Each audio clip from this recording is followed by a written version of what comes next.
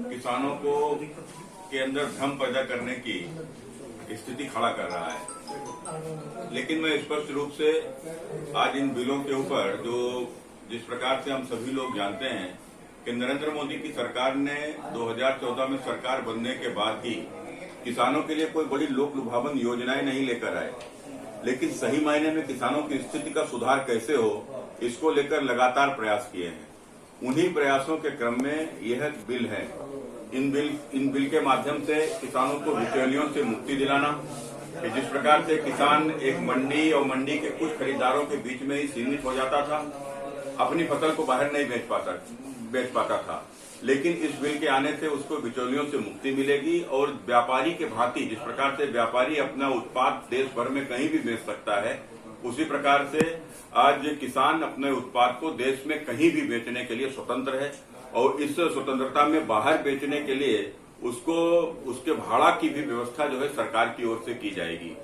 कुल मिलाकर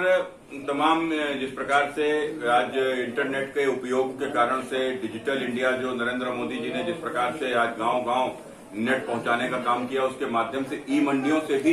किसानों का जुड़ाव होगा और ई मंडियों के कारण से भी किसान अपने उत्पाद को देश भर में भी कहीं बेच पाएगा। जहां उसको अपनी फसल के वाजिब मूल्य मिलेंगे वहां के ऊपर अपने उत्पाद को बेचेगा। दूसरा भ्रम उन्होंने फैलाया है कि एमएसपी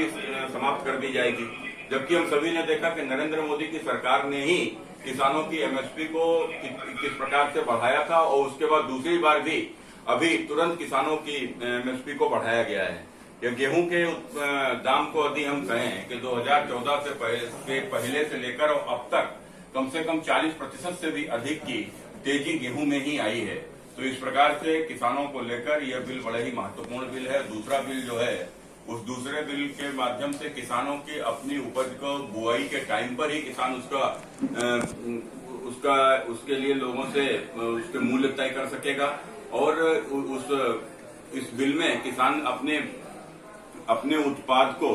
शुरुआत से ही उसका मूल्य तय करके और बड़ी कंपनियों के साथ में उसका करार करके अपनी फसल को बेच पाएगा और जिससे उसको अच्छा लाभ होगा। इस बिल के माध्यम से जो किसानों के खेती में भी जो निजी निवेश को भी बढ़ावा मिलेगा। इस निजी निवेश के कारण से किसानों का परिवहन और उनके एग्रो इंडस्ट्री को भी बढ़ावा आएगा, जिस कारण से किसान अपने एग्रो इंडस्ट्री से संबंधित कंपनियों से करार करके और उसको अच्छा मूल्य मिलेगा। इस प्रकार से ये दोनों बिल जो है वो किसानों को लेकर, जो किसानों की आमदनी को बढ़ाने को लेकर एक महत्वपूर्ण सिद्ध होंगे।